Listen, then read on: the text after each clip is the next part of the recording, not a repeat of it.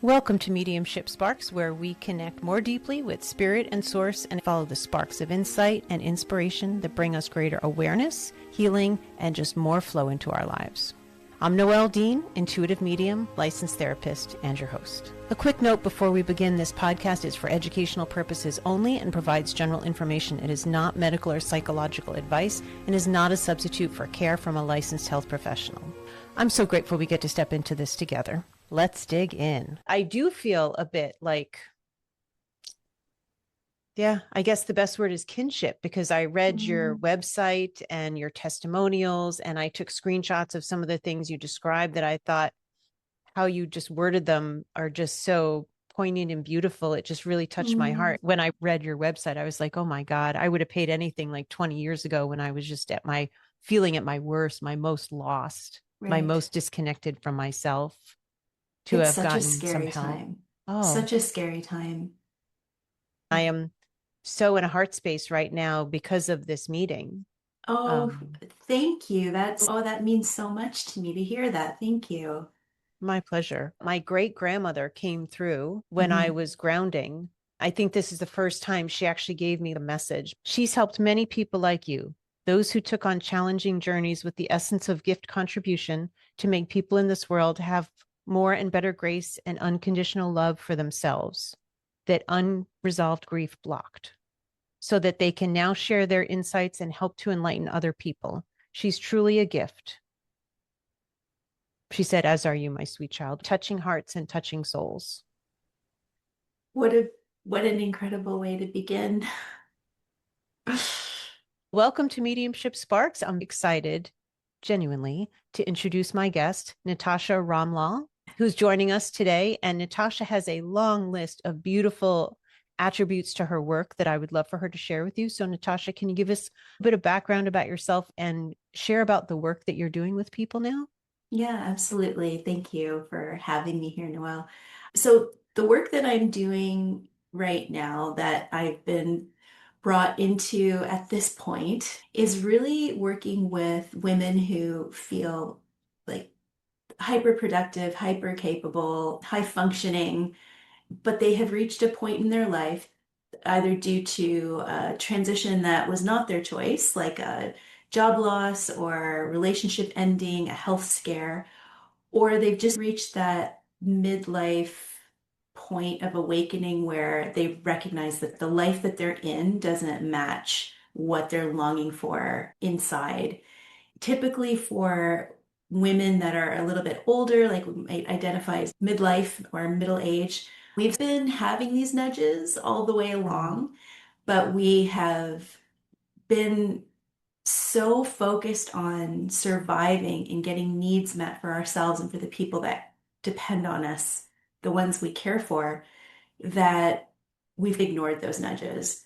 And I think there's a reason why at midlife, a lot of women reach a point where they can't continue to push through that because it's just stopped being sustainable.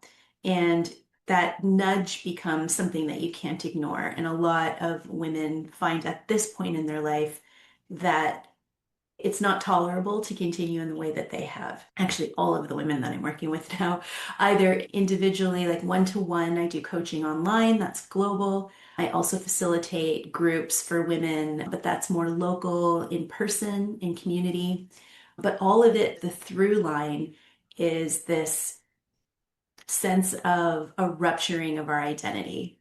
And those things that we've been using to help us define ourselves, those roles and expectations and relationships, something has changed, something has shifted, something's been broken. And because of that, we're lost because the story that we've been using to create meaning for our life is no longer intact.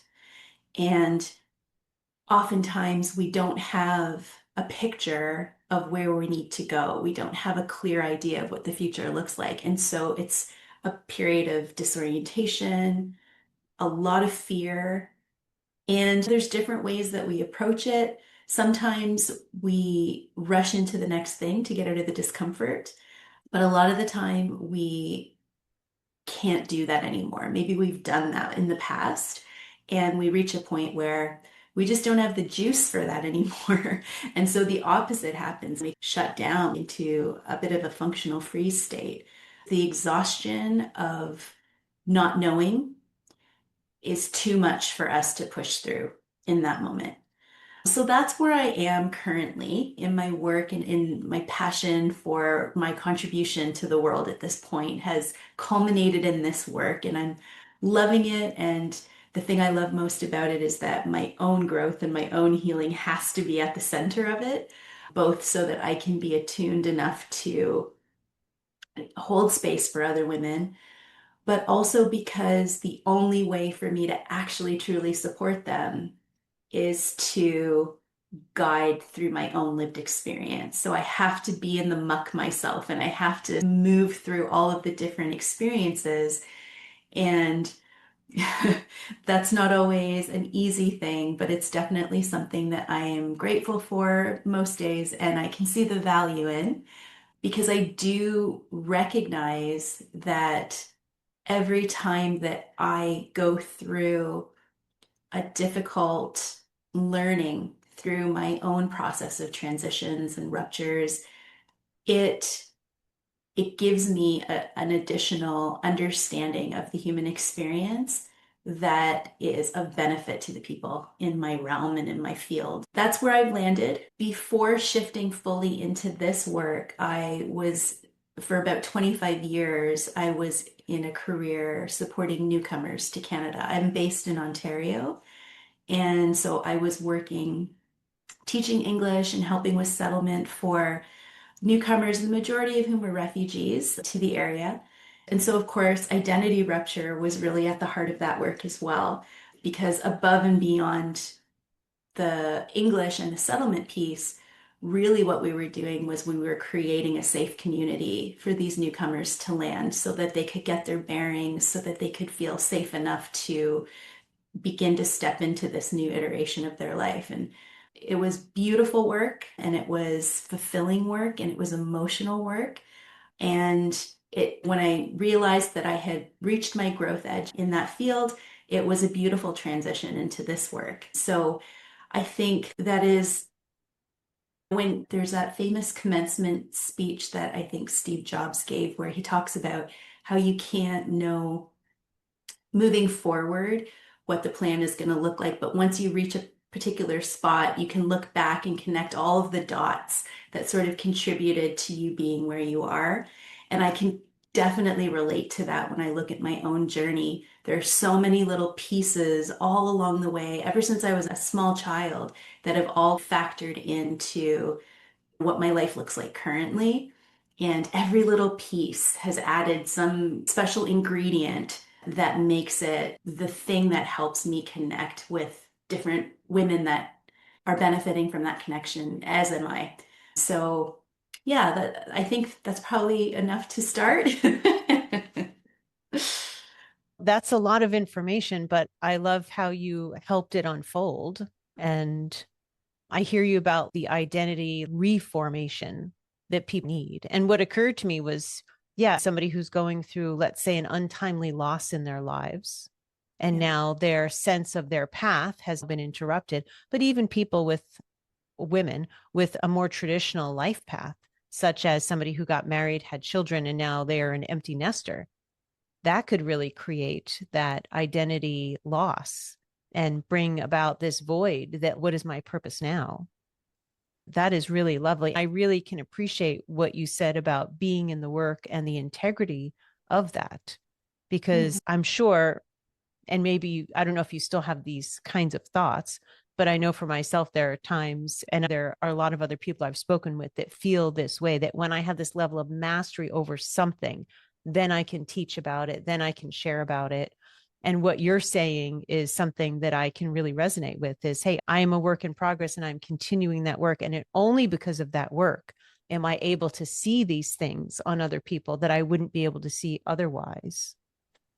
Absolutely. Absolutely. And I think the more I understand, the greater the view, and the more I recognize I don't understand. It almost becomes that the magic of the work is in allowing myself to be in that messy place of not knowing and allowing myself to just be where I am in terms of what I can understand and what I can do, and accepting that this is, as you said, it's a work in progress. And the beauty of it is that there is no finish line. This is an infinite journey of expansion and growth. There is no destination necessarily. There's just an orientation. And the practice itself is, how do I bring myself back to that orientation when I have my busy mind and the noisy world outside of me and all of these patterns that I habitually fall into, like that critic and the self-doubt and the fear and all of the things I've inherited in my lineage, etc. The awareness of recognizing those things and then bringing myself back to the orientation. Yes, but what is it about? It's about coming back into a state of presence to the best of your ability so that you can be honest, so that you can be true, so that you can try to find alignment, so that you can be boundaried, and all of the different things that help us to be our best in the world, Mm. and to be open to that growth mindset. What I'm hearing is you're talking about this culmination of looking at all the aspects of life that can really affect us. And it's not about having this finish line. It's like this ongoing creation. But what I'm also hearing is that what you're really showing people is a way to feel good about how they're choosing to live versus being on autopilot versus sitting in, let's say you mentioned the word rupture earlier, Yeah, like feeling stuck in the bankrupt identity that you no longer can live in, and to have some sense of yourself despite the messiness and noise around you. yeah. That's so profound. And it's so difficult because it's not a tangible Mhm. anchor. And that's what we crave as humans, right? Like cognitively, we need a story, we need to make sense of it. We need to have a plan and a map A and knowing, a a knowing. You're knowing talking about exactly. not having a knowing and operating anyway, fully, Yeah. fully. Very Yeah, different. Yeah. exactly. And then the purpose of that is learning how to trust. Oh, that's so profound. And I feel the same. I love the work that you're doing. Mm. And I would love to be able to open myself to experience more of that. But I almost feel like my resistance is what's keeping me from, I'm not sure what it is, but I can feel more coming through. It's just really subtle. And so I'm leaning Mm. into different whispers here and there, and Oh, I love. it's fun. And it's You know, exciting. I love what you're saying. So I'm noticing in my mediumship that as I'm in courses and really looking to keep growing, everything is becoming a lot more subtle. So I think Mm, it's, I don't want to say like a test. What it feels is like a testimony to how much we're willing to really pay attention and tune in and honor right. what we're getting, rather than that wasn't very loud or I'm busy listening to music right now. Don't interrupt my spin on things and then you miss out. So I Right. do feel like that's part of what's happening, is that it is becoming more subtle, but then when you tune in, it's really powerful. The things that seem subtle, it's not because they're small. That's the point. It's not because they're small or insignificant. It's just quieter in how it comes in, but it's really powerful. I wonder too if that doesn't make sense given that right now things are getting so much noisier. Oh, I love that. So it's almost like we need to be really Mm, intentional and deliberate with mm, quieting the noise. And mm, if we're willing to prioritize that, then the reward is that we have a mm. clear access, or we can sense things better and more. Maybe, I don't We then become a clearer channel. a clearer channel. Yeah. Yeah. So true. And that's what we want. Really gives us a lot more ease, even though it's not easy. There can be so much more ease when we're really tuned in to how to flow with how things are unfolding. Yeah. Yeah. And difficult. Oh my goodness, it really is. I teach medium, and Mhm. I've certainly had to learn on my own and through many classes, of course, how to trust a little bit like what you're saying in an analogy would be like trusting these unseen beings information. There's so much self-trust that has to go into that. And people can get so stuck in self-doubt because it's maybe another similarity is because it's something that people don't typically talk about. Or Right. there's a culture like, no, you stick on the road that you're on. What you're talking about is venturing way the hell off. Like, where are you going? Come back here. This is the real world. This is solid. This desk, this table, this computer. Learning how to navigate in a way that you can feel whole no matter and despite whatever is happening around you. That is tricky business. It is tricky business. And I love the parallel that you're drawing because I think I don't do mediumship, but from my limited understanding, it is a very trust-based practice because it's in the trust that you open yourself to allow the intuition and the connection to be strong enough to access. That's a really important parallel. And in terms of why we find it so difficult, culturally, we have been conditioned to value the scientific method, and I don't think that there's a problem with that. I think the scientific method is beautiful, but we've been very limited in how we understand the scientific method in that we only apply it to the material physical world. So the scientific method, I don't think this is correct, but I think this is how we've defaulted to think of it, equals that which can be measured through the five senses. Whereas if we actually pull back and look at the scientific method as a disciplined curiosity, we have an idea, we test it, we try it out, that can be applied to this other realm of experience. But we just, again, this is a foreign concept. We're slowly starting to open to this. And thank goodness for people such as yourself who are bringing this work into the lives of more people and making it easier to access and understand. I think we've been denying ourselves a really expansive part of our human experience by limiting our truth to only that which is material and physical, can be touched and can be proven with our senses. And makes us look logical and sensible to others, even when it feels like something's missing for ourselves. Yeah, absolutely. Yeah. Yeah, it's been a masculine ride, masculine energetic ride for a long time. Those are the characteristics and qualities that rule that energy, right? Being linear, being logical, being productive, all of those different things. We can all feel it, right? The swell of feminine is coming in. There's a shift. There's a change in the air. I think that's why so many people are feeling the call to touch into that which is not so rigorously defined by those parameters. And I love what you're saying. It's a time of great upset right now in our culture and in the world. You're describing about somebody having that in their own personal journey, that it really creates this, getting a flashback of a term from my sociology years of anomie, which is normlessness. Yes. You don't have that, I guess, like the override button of I'm feeling this, but I need to do that. I'm feeling like this is way the hell up, but I need to keep going to work. I've had this job for 25 years. I planned on retiring from here. It really is allowing for the disruption and like embracing it from what you're saying. And the part about connecting the dots in a way that helps everything make sense on a good day, I feel like that's just so much easier to do and to feel good about it. Like to feel whole and complete without regret, without feeling like you messed up your life so badly beyond repair.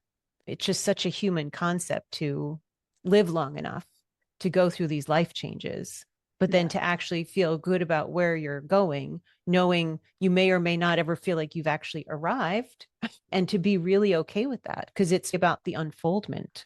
Absolutely. Yeah, that's exactly what I was thinking of as you were speaking. We have this value that it is the destination, that the value comes in the completion of something in its original form as we envisioned it. And actually, the value is in the process of getting there. And if we are able to enjoy and fully drop into the process itself, the destination really becomes secondary. And that makes it a lot easier to detach from the outcome and trust that whatever the outcome is going to be okay because I'm enjoying the process of finding out what that outcome is going to be. That is a really different orientation for a lot of people. But when it clicks, it changes things so massively and in such a beautiful way.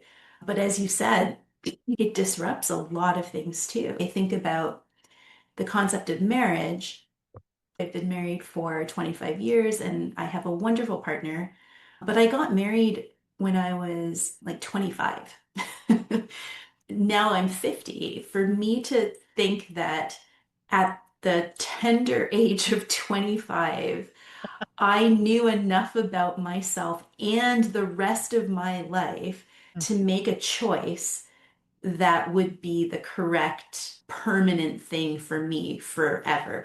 To me now, that's just ludicrous as I'm so evolved and expanded from the me I was when I was 25 in so many different ways. I think part of the reorientation is to understand that we are a living, breathing, moving, changing energy, and that it's okay for us to check in all along the way and ask ourselves, is this still what I feel aligned with? Is this still something that is in my best interest and in the best interest of the other people involved, rather than if I commit to something, if I create a vision and I enter this vision and it doesn't have the resolution that it's supposed to have, that's a failure. And I should feel shame about that. And I should feel like I did something wrong because I wasn't able to sustain that thing. Like all of that, I feel is starting to bubble up and become part of the conversation. And people are exploring so many different ways of being in their lives now so that we can find our way to a place that feels more true and free and joyful and aligned. So, yeah, there's so much disruption, but out of the disruption, there's so much potential for beauty and lovely things to come.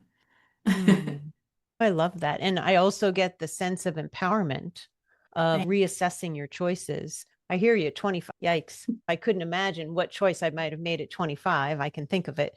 And that would have been a very different kind of life. Yeah. Yeah. But what you're talking about is also having this sense of peace about I am reassessing. I'm actually continually reassessing my life and my choices. And if they still serve all the right reasons for today's purpose, not why I did it 25 years ago Yes. or feeling I messed up because I shouldn't have. It sounds like you would have a conversation with a woman who would bring that to you, who might say, I'm just so stagnant in my marriage of 25 years.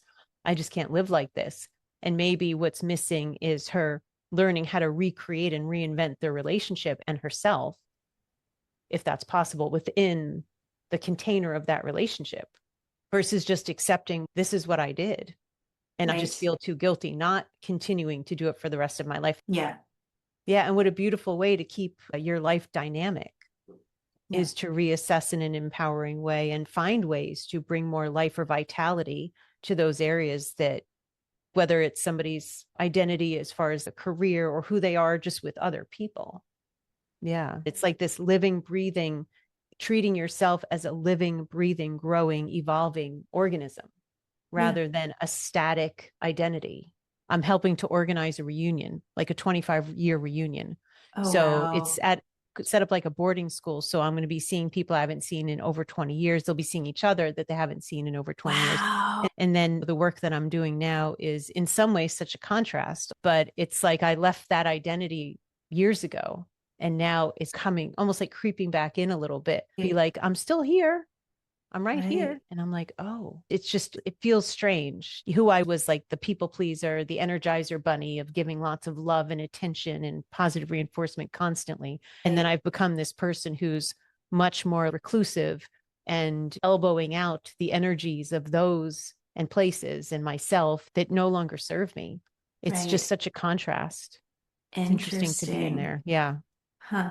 Almost like a little testing ground to see how do I Mm. show up to that old Mm. context in this new evolved version of myself. Oh, that's so true. How do I not walk around fluttering like a butterfly trying to pour love into people? I have Mhm. to remember, wait, that's not who I am now. That's the people pleaser, the overcompensator. How Right. can I go in, you're right, as myself now? Boundaried, open-hearted, but Balanced. Yeah, imbalanced. Yeah. very different. Rather than at the beginning of my life, I put all the things in place to create what a good life is supposed to look like. Oftentimes that's based on the expectations that I've picked up along the way. And then I do everything I can to brick by brick put that in place.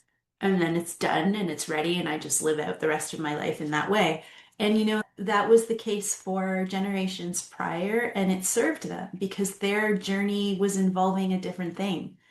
But I think we're in a time now where we are I say privileged, but I'll say privileged with burdened in parentheses because depending on the day, it can feel more like a privilege, and on other days, it can feel like more like a burden. But we're at a place where we can start to challenge those survival mechanisms that we used to create our lives and say, actually, we get to create in a much freer and bigger and more exciting way. I think another really big piece of that, especially with the women that I work with, that comes up again and again is this feeling of selfishness. That if you are checking in with how you feel, that can be misconstrued even by ourselves as being all about me and all about what I want and my feelings. And then self-love gets a bad rap and self-care gets a bad rap. And I think it's more just misdefinition rather than a problem with it itself. Because I do think that giving yourself permission to make that time and space to really understand yourself so that you are moving in your life from a place of truth and you feel like you are the owner of your life, that can only benefit the people that are in your life. They may not always recognize it at first, Yeah. but truly, anytime that you are withholding your own truth in order to make things easier for the people around you, it in the bigger picture, that can't possibly be serving them because that's not based in an unconditional love. And I think that piece is really important as well, that it's not selfish. It's not selfish to recognize that you have needs and to Mhm. listen to them and to do what you can to tend to them. Absolutely. And I can imagine, and I'm sure all of us can think of people that we know, and maybe some of it is typical of previous generations, but even people who are still walking on the earth now, who had this set picture of how life should go, and they don't allow themselves to question. Maybe they're actually very contented, and that's beautiful. But Yeah. for those that aren't, there's a deadening of their energy that they then live in, and so does everybody around them. I hear what you're saying. You could look at it critically. It's living on pins and needles if you're always questioning your choices in life and the people in your life, and maybe having a partner live in a little more anxiety because they know they're being a bit scrutinized. But that's not what you're talking about. You're Mhm. talking about, am I feeling, if I can capture it, and I don't know if I'm going to do a great job, but am I enlivened in all these areas of my life where I'm actually bringing my whole self, like how you Right. tagged it, you're the owner of your life. That's something I have to remind myself at times because I feel Yeah. very trapped in the picture of what, I don't know, success looks like, but the picture that I'm supposed to have in my Yeah. life, married and a cat and a house and other Yeah. things that you tend not to question. But you were talking about previous generations, and because of survival reasons, they had a life, they chose that life, and they stuck with it no matter what. My great grandmother also brought up, she knew as a soul before she came into this life that her life would have a lot of suffering and some really difficult times. She described herself as a more elevated soul who deliberately chose to come in and to serve purposefully, knowing her life would most definitely include suffering, lots of death, and triumph over subtle, less than perfectly evolved errors in time and history. That's a mouthful. What I gleaned from that was that she knew her life was going to be hard. She was elevated enough to understand, I'm here to facilitate something. And that's why I came. And that's very different than my experience, and I believe yours also, of those of us that are here now, even around our age, that midlife point where people really do question their sense of, let's say, worth or even self-definition. Yeah. She would not have been in a position to ever do that. And she passed young enough to have not reached that point, and she never would have felt like she had choices. The souls that are here now, we came with a very different idea of how life was going to go, only because that's what's happening. What you're describing is this evolution of even our society and why we come in, and you're looking to help us keep up with that. It's happening on the outside. Now let's focus on it on the inside. In order to help us manage the outside. Yeah. Sorry, I didn't mean to cut you off. No, you were right in adding that. Yeah.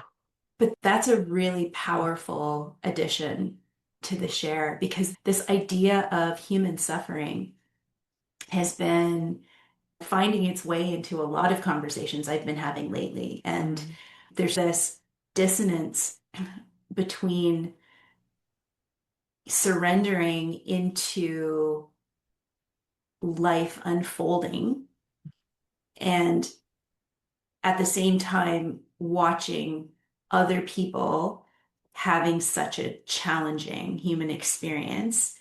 My role in terms of where does my responsibility to the collective, that blurry line between my own evolution and our collective evolution. What I heard in that additional share is, whereas we may see folks suffering as victims, and it's not to say that they're not, and that suffering is not a terrible thing for any human to have to endure, but the share from your great grandmother is so empowered and just a completely different way of understanding the entire human suffering piece. I'm sort of processing that in real time and babbling along as I'm doing so. So you're doing great. And the reality you just brought back to my forefront is there are people who are living the kind of life that she lived. I'm forgetting my true sense and level of privilege that I live in San Diego, California. I'm not under siege where I live. Terrible things are not happening all around me constantly in the way that there are people who are enduring and living that way right now. Yeah. It's easy to forget when it's not your own existence. Yeah. I don't want to take away from, and it can sound so trite to say those souls chose that difficult journey, but people as souls make sacrifices. Just she did that. She was a facilitator of change a lot of ways, and not to take away from how difficult it is when you're experiencing it. Even when you're talking about connecting the dots, I've spent a lot of time connecting my dots, and there are times I'm just like, wow, when I was in it, you couldn't have talked to me about it, and it would have felt insulting and demeaning for somebody to say, oh, well, you chose to have breast cancer when I'm about to have an operation and chemotherapy. It certainly doesn't feel in any way really empowering in the moment. It's only when you look back years later at the growth or the positive turn and change in your life that you created because of that pinnacle moment, that you can look back with the grace of, dang, look at me go. I actually did something really great because of that. And I could have just shrunk down and I could have left the planet because I didn't want to cope with how difficult that was. There's just so many levels and ways to look at that. Absolutely. There's a lot of power in the contrast as well, because out of that great suffering, out of our interpretation and understanding of great suffering, is what allows us to be so grateful and appreciative of the lack of suffering. Yeah. We all fall into those places where we're just, humming along, and everything that we are blessed to be immersed in becomes like, yeah, that's just the way it is. And then we get thrown out of it. And the first thing that happens is our attention goes to all of those things we were taking for granted and how we don't ever want to take them for granted again when they come back into our life in a regular way. So yeah, as you say, there's a lot of layers there. Yeah. And what you're also reminding me of is the idea of staying conscious, even when you're not in a place in your life where there is active suffering happening or grieving, let's say.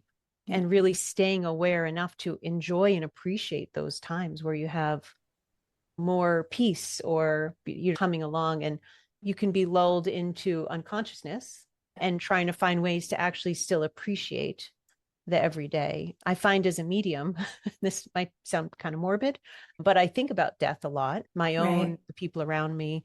And we have a cat, Cupcake, who's 16 and a half.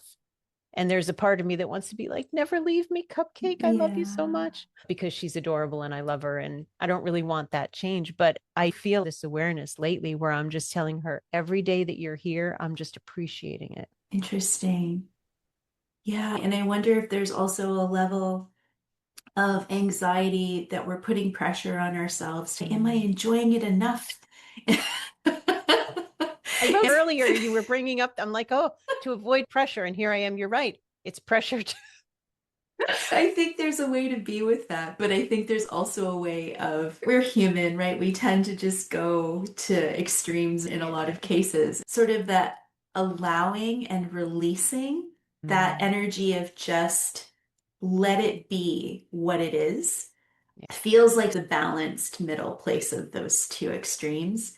But again, it's an orientation, right? We're just coming back to that place because we're always moving back and forth from Mm. extreme to extreme. And as you say, it's just about remaining conscious so that we are not losing the plot, Yeah. is a way to say it.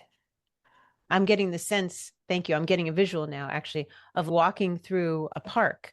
I've seen this scene many times. There's a lake on the left, and it's a very grassy area, and there's a cement path. And I'm about to walk into the area where there are all these really tall trees. And it's like this big shift that I'm like anticipating. But if I'm staying very connected to myself, I'm not afraid. I'm like, oh, Right. I can cope with that. I've taught myself that I can trust me to cope with these things. And so it may be one extreme to the other at times, but Mhm. this coming back to myself each time, as you were saying, with trust, with a sense of integrity that I will cope because I can see if I look back on all the dots I've connected that I always have, even Right. if I stumbled a lot and I felt clumsy, but it does bring an awareness that I don't need to use anxiety. I'll try uh, to navigate this path and to worry because you're right. That's bringing fear in the anxiety. And that's a great way to poop on today. I can love Cupcake, but if I am fearing her dying every day, Yeah. then I'm bringing anxiety, even though I'm trying to just bring love and peace. Oh, it's such a delicate balance, isn't Oh, it? it really is genuinely. It's an art form. Yeah, I get that. Wow, you must really love this. Thank you. I'm getting a visual of you. I don't know what this is called, but there's a way that you can exercise and teach your body greater balance. And there's a ball, and then there's a square of wood that you would put on the ball, and then you've got your feet in the middle of the ball, and you're constantly shifting, right? And that's the visual I'm getting about you and how you're living. And they're showing you in front of a classroom, and you're doing it with just, and I can't even see the end of this vision of women in front of you that you're Oh, teaching to do this. I see you, you're giggling, not, you're not negating anything. You're like, F it, we're enjoying this. Let's just enjoy it. This is just, this is life. Exactly how this is happening actually is life. But now right. we're going to enjoy it more. We're going to have more fun with it. Oh, I love that. I've got chills. I've been really noticing that as we're approaching, we just entered June, the summer season is upon us. And what I've noticed in my own journey at this point is that I've been so immersed in the embodiment work, and I've really been creating relationships with my shame and my fear and my guilt and my sadness. And I've lost touch with my joy and my pleasure and my excitement. I've been getting this knowing coming in that no, you've done a good job with that stuff, but you also have to remember the reason for all of that heavy work is so that you can enjoy the parts of life that feel joyful, that bring you into pleasurable experiences. It's not just about processing traumatic feelings and digesting the discomfort. It's also about feeling into the beauty of the Mm-hmm. small things, the little pleasures and sensory things. So I am fully jumping into that this season. And hearing you share that just was like, oh yeah, it's my joy season. And just as you say that, So there are a few screenshots I took from your website that I wanted to read, and I just got an inkling to do that now.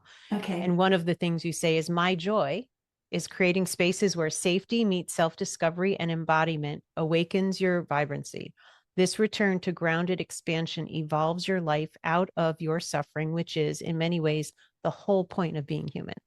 Because we didn't come for an easy ride. That's Almost right. none of us did.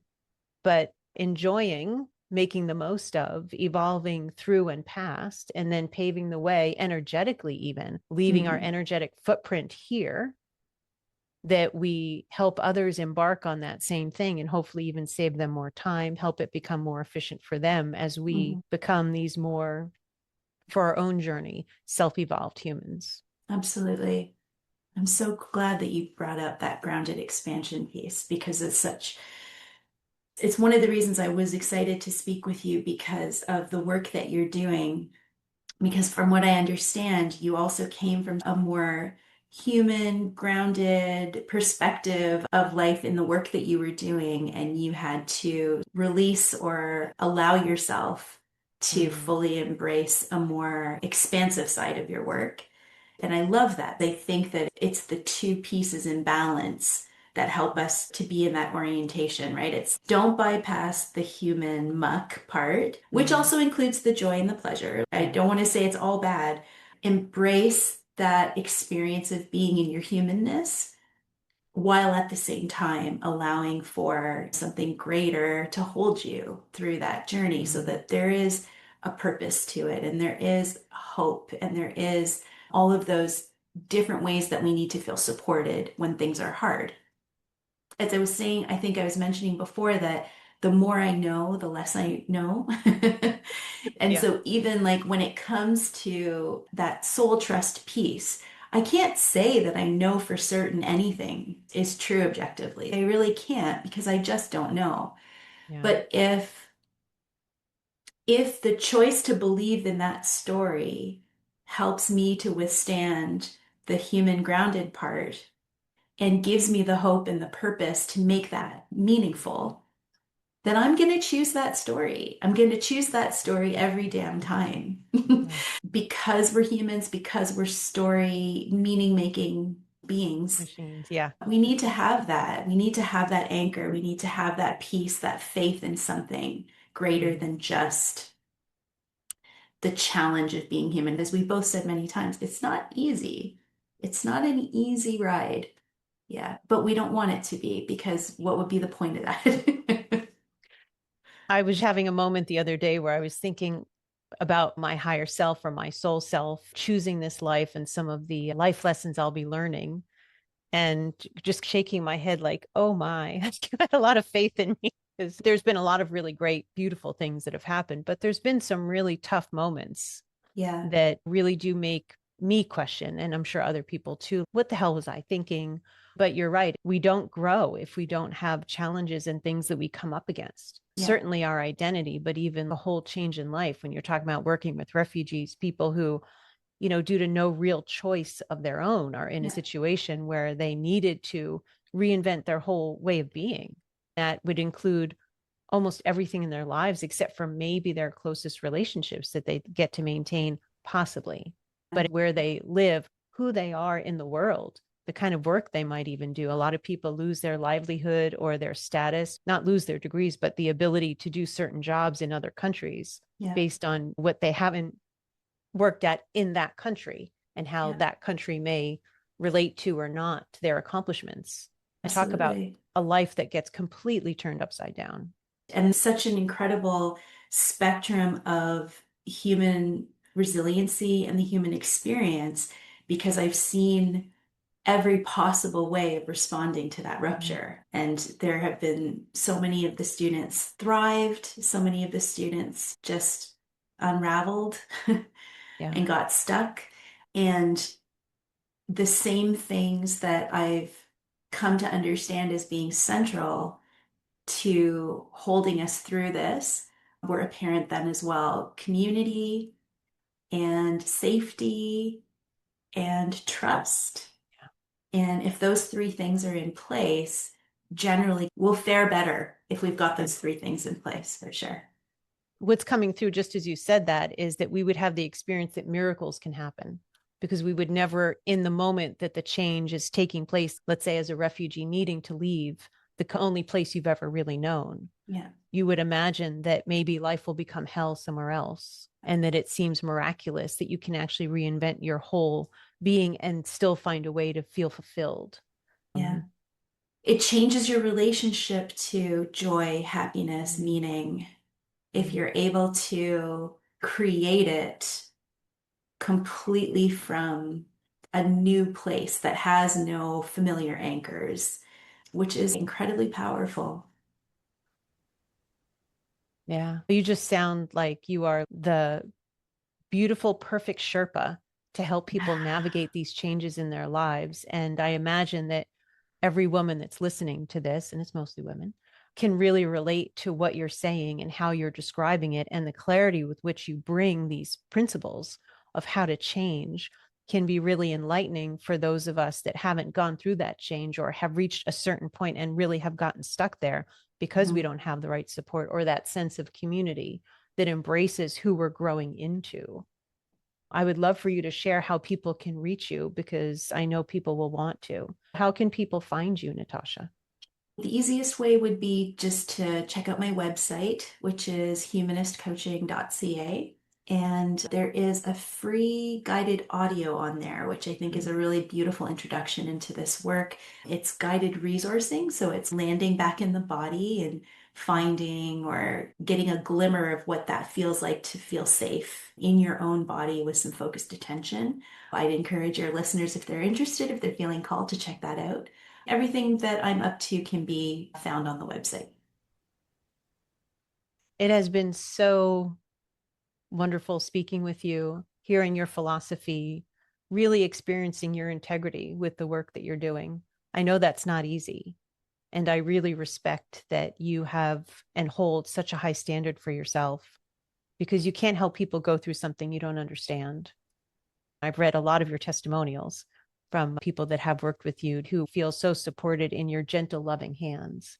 And I just want to thank you for the work that you've done to get to this point that you can help people so much. I feel very moved by that in this moment. Sincerely, I just really honor who you are and what you're doing and what you're creating in the world. So thank you for that.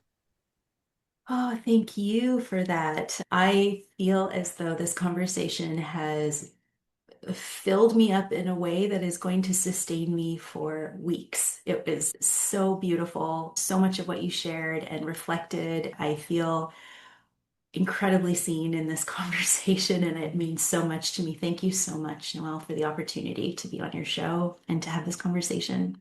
It's so been my pleasure. Please give your website one more time, and I'm going to put it in the show notes as well. Okay, it's humanistcoaching.ca. CA for Canada. So thank you for being here with us. You're so welcome. Thank you for having me. Thanks for spending this time with me on Mediumship Sparks. If this episode resonated with you, please like it, subscribe, rate, and certainly share it with somebody else who could benefit. If you're interested in any support I might be able to provide as you navigate your spiritual path, please feel free to check out my offerings at connectingwithnoelle.com and reach out at mediumshipsparkspodcast@gmail.com. Take good care of yourself, and I'll look forward to being with you again soon.